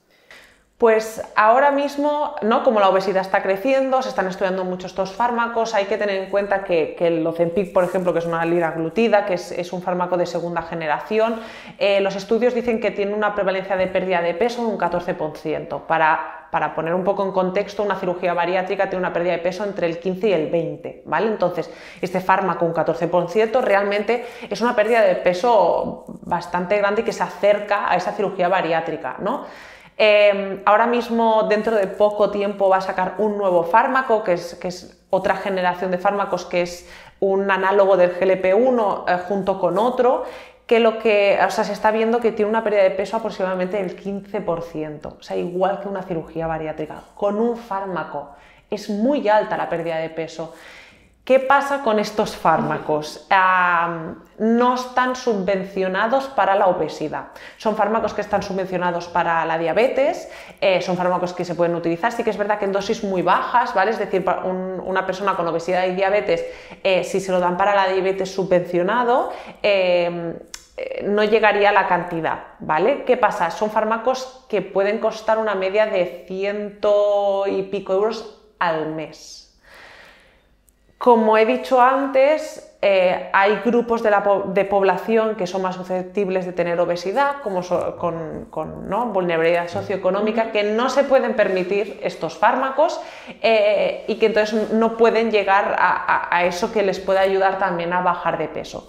También son fármacos que tienen consecuencias o efectos secundarios, ¿vale? Entonces, ¿qué pasa con estos fármacos? Y por eso se está trabajando un poco el tema de los protocolos, ¿no? Nosotros, por ejemplo, desde mi hospital estamos trabajando con las nutricionistas del CAP, con médicos de atención primaria y con enfermería, todo un servicio para hacer un protocolo, es decir, paciente que quiere hablar sobre obesidad y que quiere que le ayudemos, entraría, ¿no? en este circuito de grupos con el CAP, donde también trabajan toda educación nutricional, pero cuando ese paciente ha aprendido, pero realmente necesita una ayuda extra para bajar de peso, se pueden plantear el tema de los fármacos. Entonces estamos planteando a ese paciente que llega porque mi amiga del tercero ha bajado de peso gracias a los fármacos y yo solo quiero fármacos, pero no quiero entrar en esos grupos porque no tengo tiempo, ¿no? Pues ¿cómo podemos abarcar a ese paciente que únicamente quiere eso, ¿no? Porque al final el fármaco nos va a quitar el hambre, ¿vale? Porque juegan con ese hambre que he dicho antes más fisiológica, ¿vale? Con el GLP-1, entonces nos va a quitar el apetito, va a aumentar la sensibilidad a la insulina, entonces gracias a eso puedo hacer este cambio de hábitos más fácil, ¿vale? Es una persona que va a padecer de menos ansiedad por la comida, entonces va a ser mucho más fácil hacer este cambio de hábitos. Persona que va a tomar el fármaco pero no va a hacer un cambio de hábitos, es más probable que a la larga vuelva al mismo hábito y vuelva a recuperar el peso perdido, ¿vale? Por mucho que haya, ¿no? Entonces, otra vez esta frustración, esta patología que es crónica, bla, bla, bla, bla. Entonces, bueno, hay esperanzas en este fármaco, sobre todo para personas con esta obesidad que a lo mejor no hace falta que se metan en una cirugía y que puedo ayudarle a que todas estas comorbilidades bajen gracias a la pérdida de peso. Pero se tiene que hacer a la vez una educación nutricional para que esta persona no vuelva a recuperar el peso perdido y que ayudemos a mantenerlo a largo plazo. Claro, porque a diferencia de la cirugía bariátrica, aquí, en cuanto dejas el fármaco, otra vez recuperas, entiendo, el apetito. Exacto, sí. Sí que es verdad que son fármacos que no se han hecho aún estudios a largo plazo, solo a corto plazo. Entonces no se saben las consecuencias a largo plazo que tienen estos fármacos. Las consecuencias a corto plazo pueden ser náuseas, vómitos, diarreas, que normalmente, o dolor abdominal, que suelen padecer algunos pacientes. Por eso la dosis que se da del fármaco es creciente y se va controlando y monitorizando. ¿Y ya está aceptada por los reguladores el fármaco este? ¿Lo sabes? Por los reguladores, no me acuerdo cómo se llama, el americano y el... Ahora mismo se pautan estos fármacos porque ya están en activo para diabetes, lo que ahora se han metido para obesidad. Vale, entonces ya son fármacos en activo y ahora va a salir uno nuevo. ¿Y qué opinas del balón gástrico para tratar la obesidad? El balón gástrico sí que es verdad que es otro tipo de cirugía bariátrica, pero que no se da, por ejemplo, en hospitales públicos, se da más en hospitales privados. No sé qué criterios tiene tampoco, y es una cirugía que no dura a largo plazo, una cirugía bariátrica, una cirugía malabsortiva, por ejemplo, o mixta. Sí que tiene ¿no? consecuencias a largo plazo, porque al final es una cirugía que no va a ser reversible. Pero un balón gástrico sí. Entonces puede ser que una persona durante un corto, ¿no? ese año baje de peso, pero volvemos a lo mismo, si es una patología crónica, por mucho que haya sido una técnica, ¿no? Es una técnica restrictiva porque no te cabe tanta cantidad, a la larga, cuando mi estómago vuelve a tener la capacidad de antes, vuelve otra vez a eso mismo. Si entre medio se hace todo esto cambio de hábitos, es más fácil que baje de peso, entonces un poco igual. ¿Y es verdad que puede haber una persona que sufra obesidad y que esté desnutrida? Sí, y son personas que es lo que hablaríamos de la obesidad sarcopénica, ¿vale? Es una persona con un porcentaje de grasa muy alto y un porcentaje de masa muscular muy bajo. Esta persona puede tener una desnutrición, es decir, una persona que ingresa y que tiene una obesidad y tiene una pérdida de peso muy grande, también es una persona con un riesgo nutricional. Una persona con obesidad también puede tener un déficit nutricional a nivel calórico proteico, y una obesidad sarcopénica es muy peligrosa porque no se detecta tan fácilmente como una persona que a lo mejor tiene un IMC muy bajo. ¿Y cuáles suelen ser las principales causas, no solo de desnutrición en pacientes que sufren obesidad, sino qué te encuentras en los hospitales? Que la gente que viene desnutrida, ¿cuáles suelen ser las principales causas? Muchas veces son síndromes tóxicos, tanto relacionados con la patología como con una ingesta escasa, ¿vale? Hay patologías que hacen que tengas menos apetito, o que hayas tenido náuseas, o que hayas tenido vómitos, o que hayas tenido diarreas, y esto hace que en un corto periodo de tiempo hayas bajado mucho de peso. Pero después hay otras patologías que tienen unos requerimientos energéticos más altos, y aunque tú no hayas bajado la ingesta, tú has perdido mucho peso igual. Entonces son pacientes que llegan con esta desnutrición, encima con muy poco apetito, que a lo mejor necesitan alguna ayuda a nivel nutricional, o a lo mejor adaptarle también la dieta. Hay patologías que tienen unos requerimientos muy altos a nivel energético, sobre todo las que son más relacionadas con una neoplasia, o a nivel también respiratorio, o a nivel cardíaco. Entonces estas personas necesitan un abordaje nutricional más temprano. ¿Y cómo tratáis esto desde el hospital? O sea, una persona que llega y está desnutrida y que entiendo que está en un entorno de enfermedad, claro, esta persona no suele tener hambre, ¿no? O sea, no es la típica persona normal que nos encontramos en el día a día, que estamos saludables, que llega nuestra hora y sabemos que tenemos que comer. Y entonces, encima de eso, de que están en un entorno de enfermedad, encima hay que comer por encima de lo que suelen comer. ¿Cómo lo tratáis? Primero intentamos abordarlo a través también de una entrevista nutricional, ¿no? y un cribaje, ¿no? Este cribaje que he comentado antes, para valorar la desnutrición, en el caso que la tuviera, qué tipo de desnutrición tiene, y así abordarlo. Tenemos en cuenta la antropometría, ¿no? O sea, cuánto ha bajado de peso, cómo se ha movido su peso, cómo se ha movido su ingesta, qué requerimientos tiene y qué está consumiendo en este momento, ¿no? Entonces, según lo que necesita, si a nivel dietético, a nivel oral, llegamos a los requerimientos, pues ajustar a lo mejor la dieta para que le venga más de gusto, y si no, dar alguna ayuda a nivel oral o enteral para que este paciente llegue a cubrir lo que realmente necesita según su patología.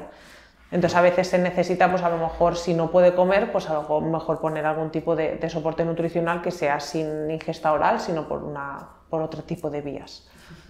Nosotros en consulta privada siempre nos encontramos un montón de personas que vienen con el colesterol elevado, ¿vale? Con el colesterol alterado. ¿Qué alimentos podrían ayudar en este caso? Porque ya que te tenemos aquí, queremos aprovechar a preguntarte. Sí que es verdad que las personas que muchas veces tienen colesterol elevado, con la pérdida de peso cuando tienen sobrepeso y obesidad, mejora los triglicéridos, mejora también el colesterol, sobre todo malo, y mejora el colesterol total, ¿vale? A reducirlo.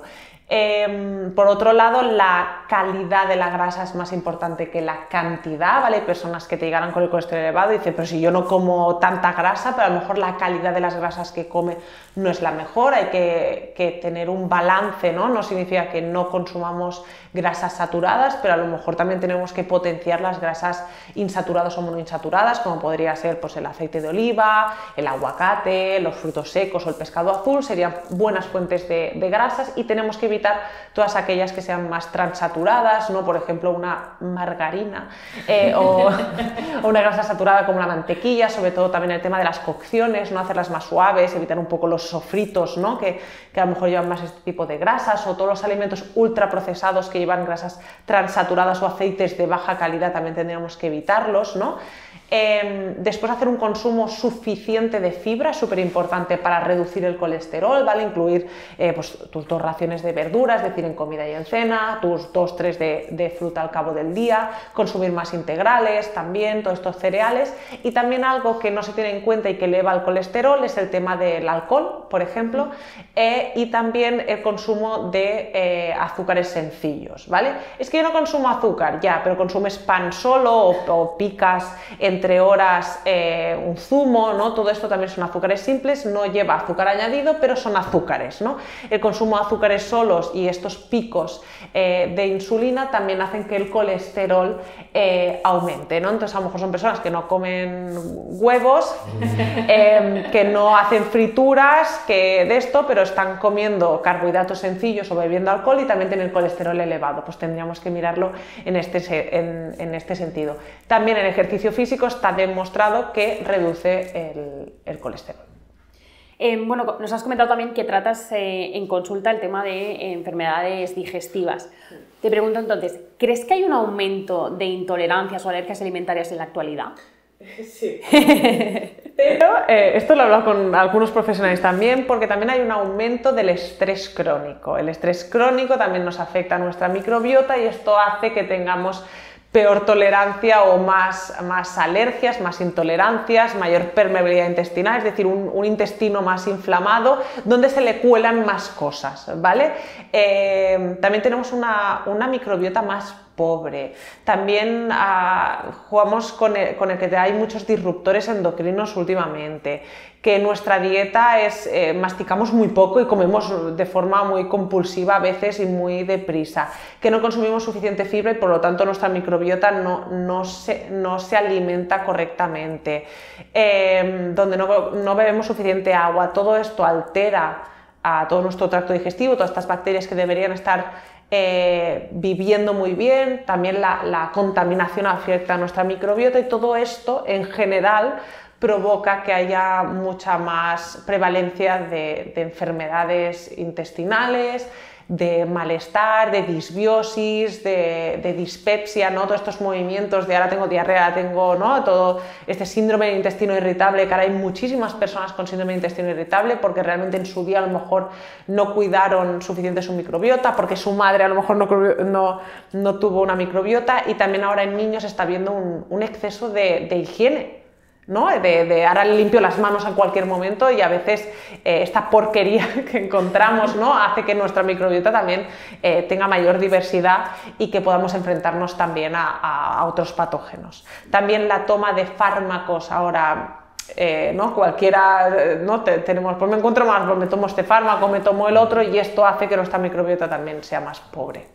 ¿Y cuáles son las señales entonces que tendríamos que tener en cuenta? Esto que comentas un poquito, quizás sensación como de pesadez o... Para ir ya al médico de forma, algo me está pasando, podríamos hablar de una diarrea más crónica, ¿no? Cuando hablo de diarrea crónica se podría decir de 8 a 10 deposiciones al día, más con un Bristol, ¿no? de líquido.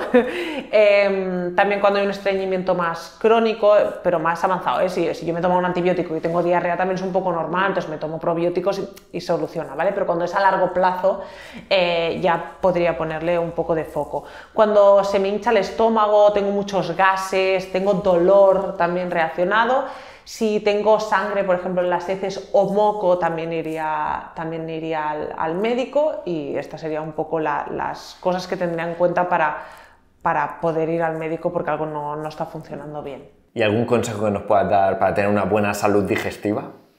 A cuidar el estrés sería una de las cosas más importantes, comer un poco más despacio, si tomamos fármacos, tener en cuenta el tema de los probióticos, tomar por ejemplo fermentados y a cuidar en sí nuestra salud comiendo suficiente fibra y cuidando los hábitos. Podría ser un poco lo mismo que en la obesidad, es decir, al final nuestros hábitos, tener buenos hábitos también ayudaría a nuestra microbiota, ¿no? Suficiente fibra, hidratación buena, comer grasas buenas, no todo esto hace que nuestra salud intestinal también se mantenga saludable, ¿no? Y todo al revés, pues igual.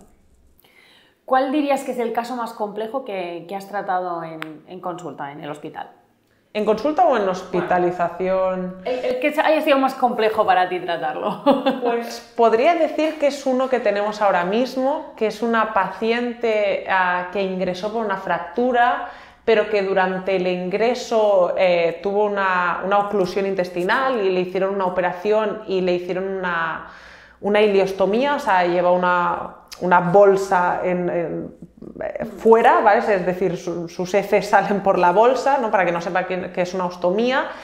Cuando es una ileostomía es mucho más difícil después que tolere los alimentos. ¿Y qué pasó? Que esta paciente, aparte, tiene un trastorno de la conducta alimentaria de muchos años de evolución. Es una paciente que es mayor, pero lleva desde su infancia. ¿Qué pasa? Que este trastorno se controló en su edad adulta, pero tiene una hernia en la espalda y un médico le dijo un comentario de menos mal que tienes un peso bajo para esta hernia. Ella en el momento se hizo un clac y a partir de ahí volvió a no consumir suficiente. ¿Qué pasa? Cuando nosotros nos avisan por esta paciente, al valorarla, ¿no? Cuando le habían hecho la operación de una ileostomía, fuimos a valorarla porque nos decían que comía muy poquito. Esta paciente únicamente quería yogur, ¿vale? Lleva una dieta, ¿no? Primero se hace una dieta líquida, pensar que una ileostomía la dieta acaba siendo bastante restrictiva al principio y esta paciente era una paciente que únicamente comía verdura en su casa. Entonces una paciente que no va a poder comer verdura en los primeros meses después de una ileostomía o qué verduras. Entonces era una paciente que primero tenía que hacer una dieta un poquito más astringente, con otro tipo de alimentos que nos decía que no iba a consumir. Es una paciente que obviamente cuando nosotros llegamos ya tenía, ¿no? una pequeña desnutrición, pero a medida que fue pasando el tiempo desencadenó una desnutrición muy grave. Esta paciente la mandaron a casa con una desnutrición grave y esta paciente volvió a ingresar porque tuvo una caída, obviamente porque estaba desnutrida. La decisión aquí fue poner una sonda consensuado con la paciente, porque la paciente, el problema que tenía con su trastorno de la conducta alimentaria era el hecho de comer, no el hecho de que la alimentáramos. Es decir, nosotros le explicamos en qué consistía una sonda, porque no sabíamos qué más hacer. O sea, esa paciente se negaba a comer, es que se nos iba a morir. Entonces ella dijo que sí, que si nosotros la alimentábamos, ella no tenía que hacer el acto de comer, que sí. Es una paciente que aún está ingresada, es una paciente que encima ahora le tienen que amputar un pie, porque le salió una úlcera en la pierna y no se ha solucionado. Lo que he dicho antes, es una paciente desnutrido que puede conllevar una infección y que la infección no vaya mejor. Entonces es una paciente que está siendo muy complicada porque no sabemos qué hacer, porque tampoco está tolerando ahora mismo la sonda. Hay días que la tolera, hay días que quiere comer, hay días que no quiere comer, también se está llevando a nivel psiquiátrico. Entonces es una paciente que a nivel multidisciplinar estamos intentando ayudarla, pero es como que llega un momento que tenemos, ¿no? Si un paciente no quiere comer y no tolera y te dice que no, al final ¿tú qué más puedes hacer? ¿No? Puedes ofrecer lo que tienes, pero a veces no llegamos, ¿no? Entonces está siendo complicado, ¿no? Por mucho que tú tengas la teoría, a veces a la práctica, ¿no? En la carrera está muy bien que tú sabes la teoría y lo que tengo que hacer con cada paciente y cómo tengo que progresarle a dieta, y cuando llegas a la realidad dices, es que a veces tengo que jugar con lo que tengo, pero adaptarlo tanto al paciente y a su confort, ¿no? Que no es lo mismo, no le tengo que dar un fármaco, le puedo probar esto en la dieta y tengo que ajustarlo a cómo está de hambre, a lo que le apetece, a lo que no, a cómo tolera, a cómo va al baño, ¿no? Todos aquí comemos, todos aquí necesitamos nutrirnos y es por eso tan importante el tema de la nutrición. Y a nivel emocional, ¿cómo lleváis estos casos tan complejos, ¿no? Porque a veces, pues esto, ¿no? Como nutricionistas intentamos ayudar, ¿no? En tu caso que estás en el hospital encima, ¿no? Que serán casos mucho más complejos, intentas ayudar, pero hay veces que por más que ayudes, pues no se puede hacer más. ¿Cómo lo lleváis a nivel emocional? A veces, claro, cuesta porque hay muchos pacientes en obesidad, sobre todo en patologías también a nivel de neos, ¿no? Cuando hay un tratamiento más paliativo, pero que tú igualmente le estás ayudando a ese paciente al mayor confort que tenga, ¿no? Y a que no se desnutra en este tiempo. Que son complicados y que los pacientes a lo mejor a nivel emocional no pueden hacer tantos cambios como tú querrías, y yo aquí lo que más importante, lo que intento hacer es ayudar en lo que puedo, ¿no? Y intentar pactar con el paciente esos cambios, ¿no? Intentar ayudarlo desde lo que es capaz de hacer él también, ¿no? Y por mucho que tú sepas todo a lo que quieres llegar, a veces pequeños cambios a la larga hacen más que muchos cambios. Para que la gente vea lo complejo que es, claro, que no todo es introduzco una fruta. Sí, exacto. Sí. Vale, ¿qué nos dirías de cuando estás en consultas externas? ¿Cuáles son los 3 mitos que más te encuentras? Sobre nutrición, obviamente. Pues uno de ellos es el alcohol. La gente tiene muy normalizado el hecho de beber a diario una copita de vino y te la justifican. Y este podría ser uno de los cambios, ¿no? Que tú hay pacientes que piensas, es muy peligroso que realmente estés bebiendo ahora mismo cuando tienes hipertensión, diabetes, insuficiencia cardíaca y tú sigues tomándote esta copita de vino al día. Es muy peligrosa esa copita de vino. O sea, el día de mañana te puede dar un infarto, ¿no? Y aquí es cuando tienes que pactar con el paciente, porque a lo mejor tú decirle no puedes beber nada, el paciente te diga vale, muy bien, y en su casa sigue haciendo lo que quiere, ¿no? Entonces, pactar de, ostras, mira, pues vamos a intentar cambiar, no esta copita de vino, ¿por qué no un día la copita, pero otro día agua, y otro día la copita y otro día agua, ¿no? O una persona que te llega a consulta bebiendo 2 litros de Coca-Cola normal, pues a lo mejor el primer paso es que beba 0, ¿no? Y que no beba tanto azúcar. Obviamente tú sabes que esa Coca-Cola no es buena, pero no vas a conseguir que ese paciente la deje. Entonces, pequeños cambios hacen muchos cambios a la larga. Entonces, uno de ellos sería el alcohol, ¿no? Que te justifican de que no, pero si es súper bueno, ¿no? Bueno, no es malo cuando una persona es saludable, tiene un peso saludable, no tiene comorbilidades, hace ejercicio, se mueve. Esa copita no va a ser mala, pero es que tampoco es buena, ¿no? Entonces, pongámoslo en contexto. Segundo, normalmente me preguntan sobre las frutas. Es decir, a un paciente, esto me hace mucha gracia porque un paciente que a lo mejor está comiendo unas galletas para merendar y yo le digo que a lo mejor una merienda más saludable y más saciante sobre todo sería pues a lo mejor un lácteo con una fruta, con unos frutos secos, y que encima sería menos calórico que esas 2 galletas que se está tomando con ese vaso de leche, que les parece, ¿no?, cómico, porque al final lo que ocupa el yogur con la fruta y los frutos secos es mucho mayor que realmente esas galletas. Pero el paciente ante este dato solo se queda con, ya, pero esa fruta, ¿qué fruta puedo comer? Porque a mí me han dicho que el plátano engorda mucho. Y yo les digo, es que cualquier fruta, es que da igual la fruta, que tú comes fruta.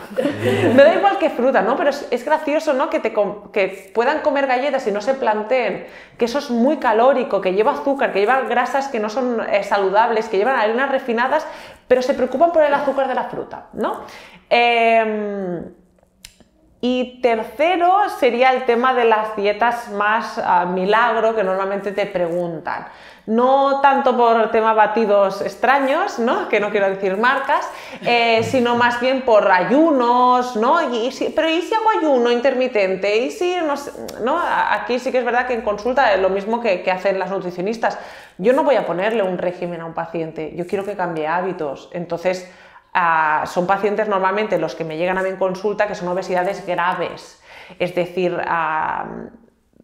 hay que hacer cambios, pero jugamos con una persona y lo que tenga en su casa y su contexto y su background que lleva encima, entonces poquito a poco, ¿no? Entonces serían esos tres los que veo un poquito más.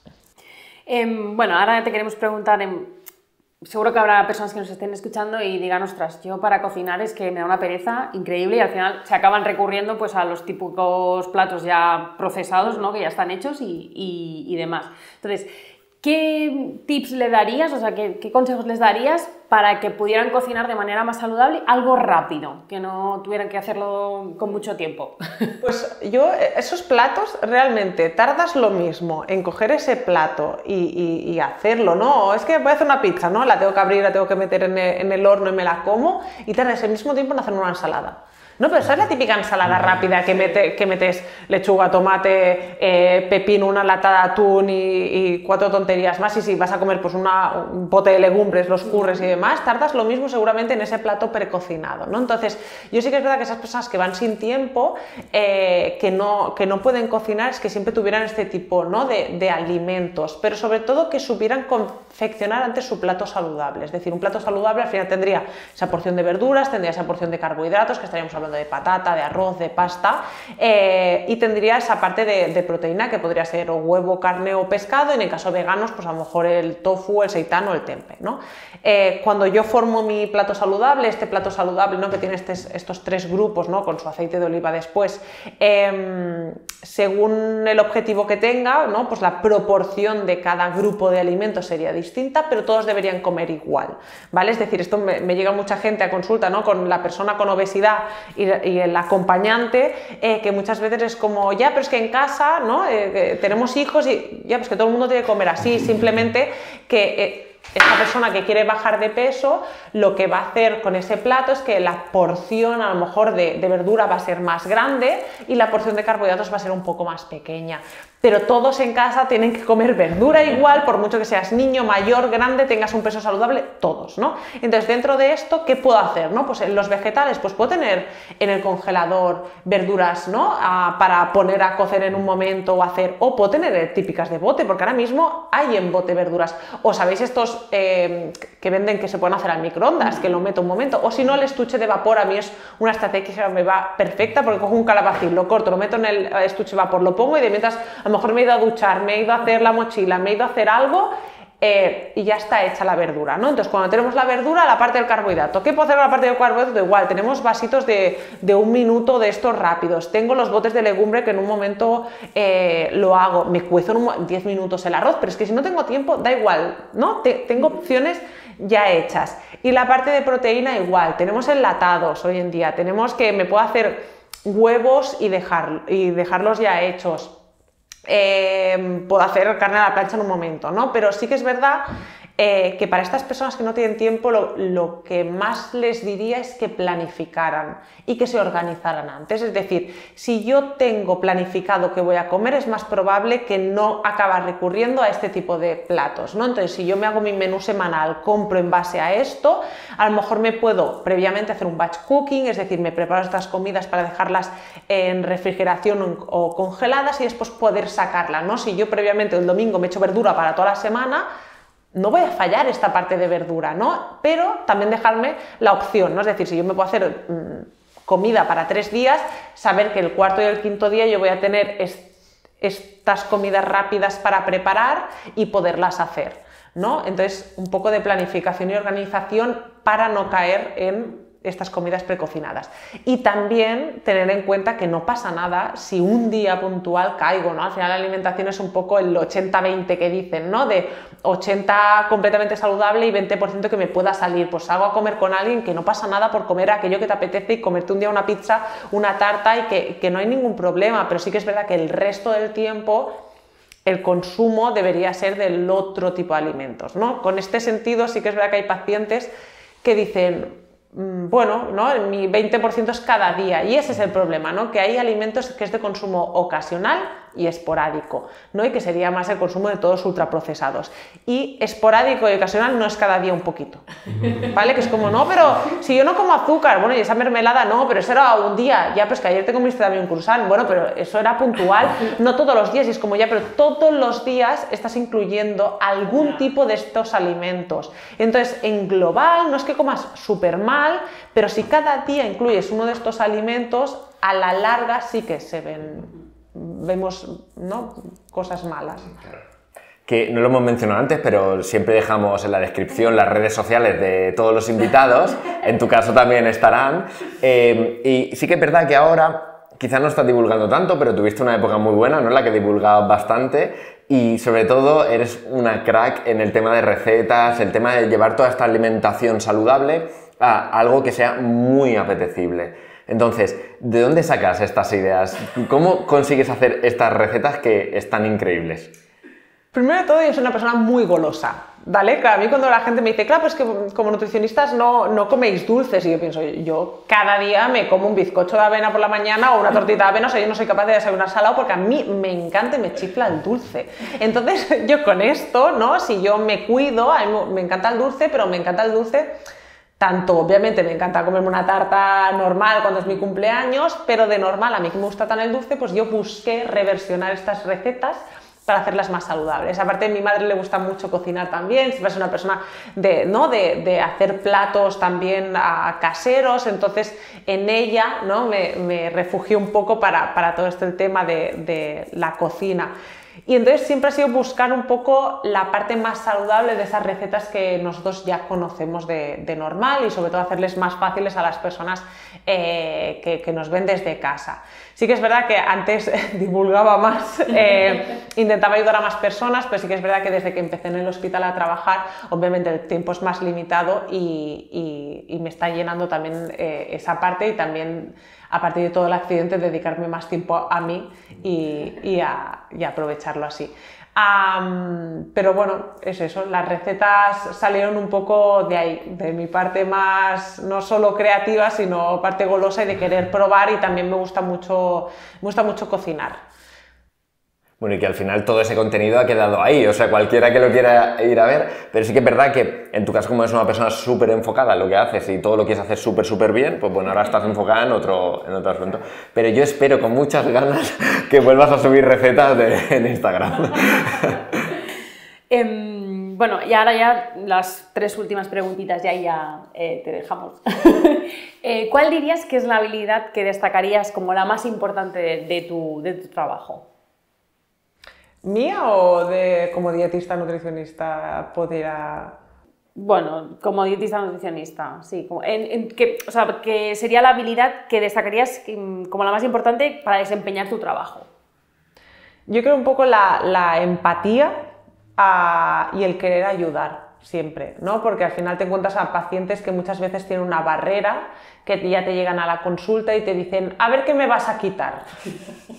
Y tú, yo no te voy a quitar nada, sino que te voy a intentar ayudar, ¿no? ¿Qué cambios podemos hacer que nos ayuden a mejorar, pero sin que te sean frustrantes, ¿no? Entonces creo que esa parte es súper importante en el ámbito del dietista nutricionista, porque no podemos imponer a alguien a hacer cambios si la persona no quiere. Entonces tenemos que intentar ayudarla y motivarla siempre hacia donde nosotros queremos ir, para que esa persona coma mejor y también que lo disfrute. Y dime 3 hábitos que te ayuden en tu día a día y que digas, esto no lo cambio por nada. El ejercicio para mí es vital, es no solo mi forma de desconectar y no pensar en nada cuando lo hago, sino que me hace sentir bien conmigo misma, y después en todo lo que hago en mi día a día. Mi mascota y pasear con ella y ir a la montaña es una parte fundamental, y sentirme realizada como profesional también. Y la última ya, ¿qué dirías que es lo mejor y lo peor de tu trabajo? Lo mejor es cuando ves que tus indicaciones hacia un paciente han hecho que mejoren su calidad de vida.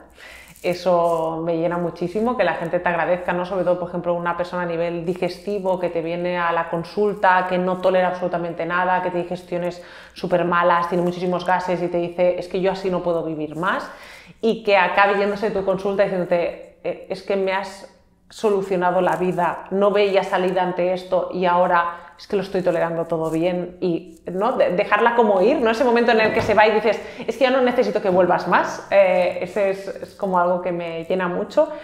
Y la parte más mala es cuando ves que un paciente ¿no? Que no quiere ser ayudado y que por mucho que tú insistas, ves una pared, ¿no? Entonces, por eso digo el tema de la motivación, ¿no? Yo creo que va a ser un paciente que a lo mejor a la larga sí que está dispuesto, pero cuando tú te chocas y no paras, es complicado porque tú quieres ayudarle, ¿no? Y tú lo estás volcando todo.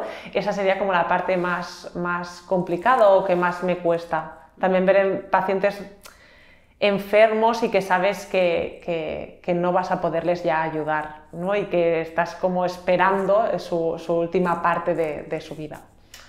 Bueno, pues hasta aquí la entrevista. Muchísimas gracias por haber venido y creo que ha sido muy útil para toda la gente que nos esté viendo o escuchando porque han dado muchísimos tips de muchas cosas. Así que muchísimas gracias. A vosotros.